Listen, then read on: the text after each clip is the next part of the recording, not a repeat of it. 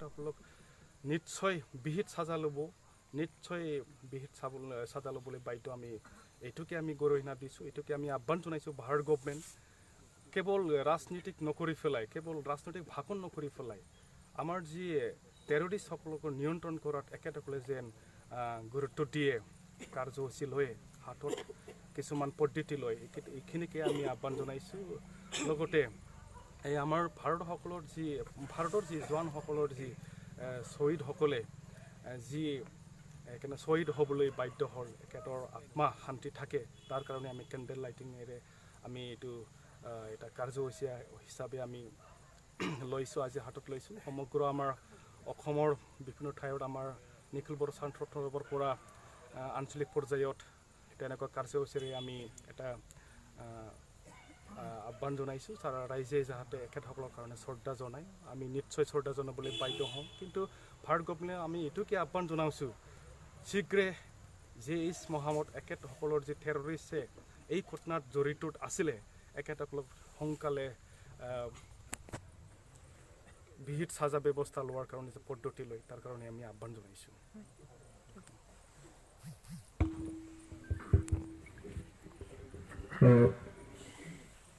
दहायनो सिगाङाव खावलायनानै दोनखानाय बिजनि दख'रा दुलाराय बर' फरायसा आफादनि गाहाय नेहाथारि रमन बसुमतारीखौ दिनैनि जि हाबाफारि श्रद्धांजलि अर्पित खालामनाय जोंनि जवानफोरनिसिम बेजों सोमोन्दो लानानै जोंनि नुजाथिनो हानाय बाहागो लानाय साफ्रोमबो गेदेमा रायजो राजा आरो बर' बाजार दालाय एबसुनि मावथि लोगोफोरनि सिगाङाव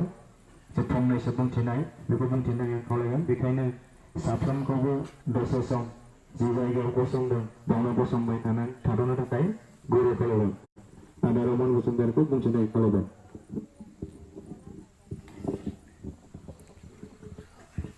बे मोनाबिलि समाव बर' बाजार गोजौ फरायसालिनि साखाथियाव थानाय नैबे गेवलां फोथाराव भारतनि जवान मुंख्लं मनेश्वर बसुमतारीनि जिउमा लोगोसेयैनो भारतनि 39 जन जवानफोरा मुंख्लं जालांनाय बिथांमोननि जिउमाया जाहाथे सोरगोआव आलो गोजोन जायगा मोनहैयो बेखौ नोजोर होनानै दुलाराय बर' फरायसा आफादनि बिथोन बायदियै गासै दख'रा आफादफोरावनो केन्डेल लगायनानै इसोर बानान गसाइनाव जि आरज गाबनाय हाबाफारि बे हाबाफारिखौनो दैदेननाय दख'रानि लोगो गाहाय नेहाथारि फंबाय हृदय बे हाबाफारियावनो बाहागो लानो हानाय दख'रा आफादनि गासै आंनि मावथि लोगोफोर आरो खावलायनाय बायदियै बर' बाजार दालाय आफादनि हांख्रायनाय बायदियै बे हाबाफारियावनो बाहागो लाफैनाय बर' बाजार ओनसोलनि गासै माहारियारि आफादनि आफादगिरि नेहाथारजों लोगोसे दैदेनगिरि नोंथांमोन बाहागो लाफैनो हानाय गासै मानिजाथाव सिबिजाथाव ओनसोलनि रायजो राजा नोंथांमोन फोरोंगुरु मानिजाथाव सिबिजाथाव नोंथांमोन आरो बाहागो लानो हानाय मावथि लोगोफोर बे समाव आङो नोंथांमोन बयनिसिमबो जोंनि खावलायनाय बायदियै बे हाबाफारियाव बाहागो लाफैनो थाखाय आङो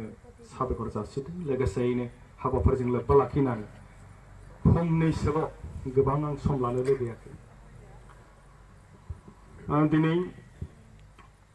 बर'फोरनि थाखाय मोनसे गोथार सान मोनब्लाबो रंजानाय मोनसे सान मोनब्लाबो रंजानाय सानान बेखायनो बुंदों दिनैहाय 15 फेब्रुवारि दुलाराय बर' फरायसा आफादनि जोनोम सान दिनैनि 52 बोसोरनि सिगां बे दुलाराय बर' फरायसा आफाद एबसुआ जोनोम मोनदोंमोन आरो बे हिसाबैनो जों बर' फरायसा आफादनि जोनोम साननि रंजानाय मोनसे हाबाफारिसो खालामदोंमोन दख'रानि सिङाव हानसरा बाथाबारिनि कमिउनिटि हलाव गोजौनिफ्राय जोंनि आफादारि बिथोन फैनाय बायदियै मोनफ्रोमबो दख'रा आफादाव जे मुंख्लं CRPF जवान मनेश्वर बसुमतारीजों लोगोसे गासै मुंख्लं जालांनाय जवान बिथांमोननि सोरगोआ इसोर जिउमाया सोरगोआव आलो गोजोन जायगा मोनहैयो बेखौनो केन्डेल लागायनायनि गेजेरजों आरज गाबनो बिथोन खावलायनानै जोङो बे हाबाफारिखौ मावफुंदों आरो जोङो सिबिनो रोंनांगोन अनसायनो रोंनांगोन बिथांमोनहा गावनि जिउनि केरियारजों लोगोसे गावनि न'खर दैदेननायजों लोगोसे हारिखौ सिबिनो हारिखौ रैखाथि होनो होननानै जानजिखाफ्रानानै ओंखारलांदोंमोन सासे सासे। बेखायनो जों बुंगोन बिथांमोना जोंनि भारतनि, जोंनि हादोरनि, जोंनि देशनि सासे सासे जोहोलावमोन। आरो बिथांमोननि रैखाथि होनाय, बिथांमोननि राफोद रैखाथिजोंनो जोङो, जोंनि देशा, जोंनि रायजो राजा, जोंनि सुबुंफ्रा जोङो गोबां समाव जोङो रैखाथि मोनबोदों सुथुरनि आखाइनिफ्राय, गुबुननि खैसारनि आखाइनिफ्राय। नाथाय जों सम सम नुबोदों जोंनि जोहोलावफ्राबो जोंखौ, रायजोखौ बा हादोरखौ रैखाथि होनो ओंखारलांनायाव माब्लाबा माब्लाबा गोबां बेबायदिनो मोगा मोगि जानो गोनां जादों। आरो बिब्दियैनो थांनाय मैयानि फुंबिलि 5:30 रिंगासोनि गेजेराव जे मोनसे घटना जम्मु काश्मीरनि पुलवामा होननाय जायगायाव जम्मु काश्मीरनि श्रीनगर नेशनेल हाइवेजों मोनसे CRPF जवाननि हानजाया गारिजों थांफुबाय थानाय समाव मोनसे आइडि बमा बेफ्रुहोनानै जि बिथांमोनखौ 40निफ्राय 49 जनसो जोंनि CRPF जवानफोरखौ जे मुंख्लं जाहोबाय, बे हाबाफारिया थारैनो मुगैथाव जादों। दा बेखायनो जोङो दिनैहाय बयबो खौसेयैनो जोङो टेररिस्टनि हेंथायै, दाय गैयै सुबुंनि सायाव, जोंनि जवानफोरनि सायाव बेबायदि हाबा मावनाया थारैनो मुगैथाव जादों, दुखु मोनथाव जादों। बेनि थाखायनो जोङो दिनैहाय टेररिस्टफोरनि एगेन्स्टआव हेंथायै, टेररिस्टफोरनि हेंथायैबो जों दिनैहाय बुंदों बिथांमोनहा बेबायदि दाय गैयै सुबुङानो जा बा गभर्नमेन्टनि बेबायदि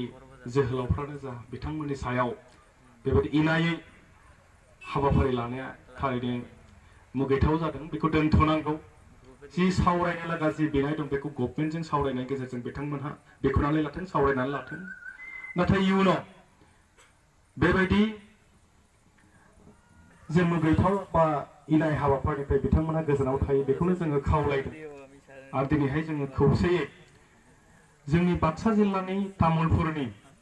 मनेस्वर बसुमतारीनिल' नङा, गासै जवान, बिथांजों लोगोसे गासै जवानफोरा जेरैबायदि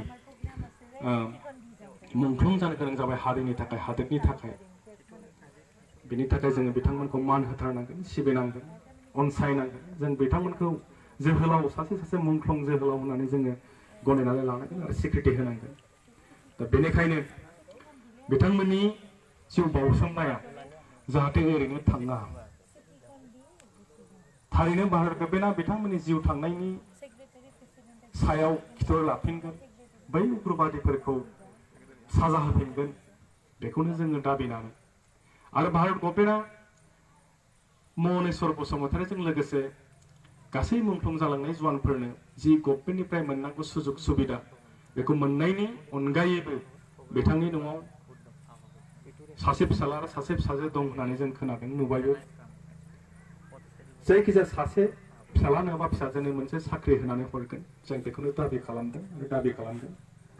आरो गोबां बुंनो लुगैयाखिसै। जों हारिनियानो जा, माहारियानो जा, हादोरनियानो जा, जोंनि जोहोलावफोरखौ जोङो अनसायनो रोंनांगोन, सिबिनो रोंनांगोन। जों देश बिदेश बेरायोब्ला नुयो हारिनि थाखाय, हादोरनि थाखाय जाय बिथांमोना खामानि मावलांदों बै बिथांमोनखौ, मुंख्लंफोरखौ, ससियलिस्टफोरखौ ओरैबायदि गोथार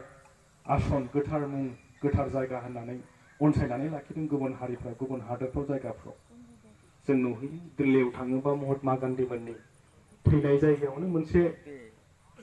अन्थाइनि मुर्ति बानायनानै दोनदों, मोनसे थानसालि बानायनानै दोनदों। इन्दिरा गान्धीखौ जाय जायगायाव गावथारदों बे जायगायाव, गावथारनाय जायगाखौनो मार्बलजों लुथेनानै दोनदों,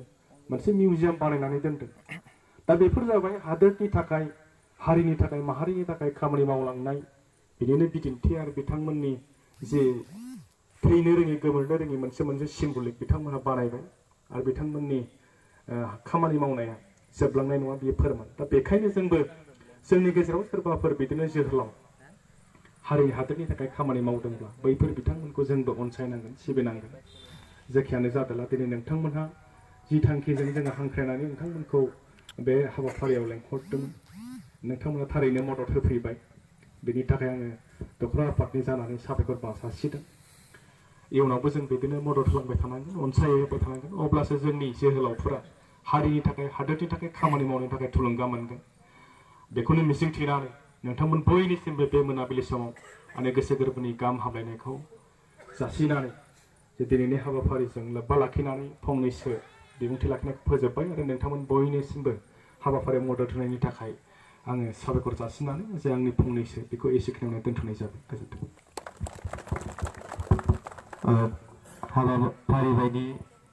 हाबाफारिजों लोब्बा लाखिनानै जि बिबुंथि लाखिनायनि थाखाय दखरा आफादनि गाहाय नेहाथारिनिसिम साबायखर बावबाय आरो बे हाबाफारिखौ जोङो लोगोफोर फोजोबनो सानदों बे हाबाफारियाव हरखाबै बुंनायाव बर' बाजार दालाय आफादा रेसपन्स होनानै बा जों दिनैनि हाबाफारिखौ जाफुंसारनो मदद खालामनायनि थाखाय बर' बाजार दालाय एबसुनि साफ्रोमबो दैदेनगिरि मावथि लोगो नोंथांमोननिसिम साबायखर बावबाय आरो बे हाबाफारियावनो नुजाफैनो हानाय बर' बाजार ओनसोलनि साफ्रोमबो गेदेमा नोंथांमोन आरो साहित्य सभा ट्राइबेल संघ आबो बायदिसिना हानजानिफ्राय नुजाफैनो हानाय साफ्रोमबो गेदेमा नोंथांमोन आरो जोंनि दखरा आफादनि साफ्रोमबो मावथि लोगो नोंथांमोन बयनिसिमबो खेबसेबाव फिन साबायखर बावनानै जोंनि जि हाबाफारि बे हाबाफारिखौ बेखिनियावनो फोजोबबाय गोजोन्थों।